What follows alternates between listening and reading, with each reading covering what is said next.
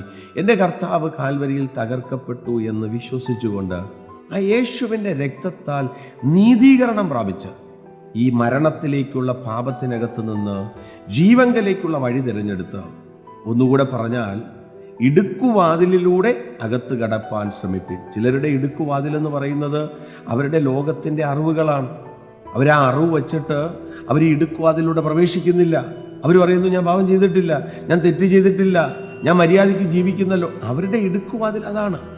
എന്നാൽ അതിനകത്ത് സത്യസന്ധമായി കാര്യങ്ങൾ ഗ്രഹിച്ചിട്ട് ഇടുക്കുവാതിലൂടെ കടന്ന് ദൈവം ഒരുക്കിയിട്ടിരിക്കുന്ന നിത്യത്തിലേക്ക് പ്രവേശിക്കണം എന്നുള്ള തിരിച്ചറിവ്. പ്രിയരെ, പാപം ചെയ്തു എന്നും പാപം ഈ ലോകത്തുണ്ട് എന്നും ലോകത്തിലായിരിക്കുമ്പോൾ ഇതിനെ ജയിക്കാൻ യേശുവിൻ്റെ രക്തം മാത്രമേ ഉള്ളൂ എന്ന് തിരിച്ചറിഞ്ഞ് ആ ക്രൂശിലേക്ക് നോക്കി ജയാളിയായി സഞ്ചരിപ്പാൻ ദൈവം കൃപ ചെയ്യട്ടെ. വിശ്വസിക്കുക.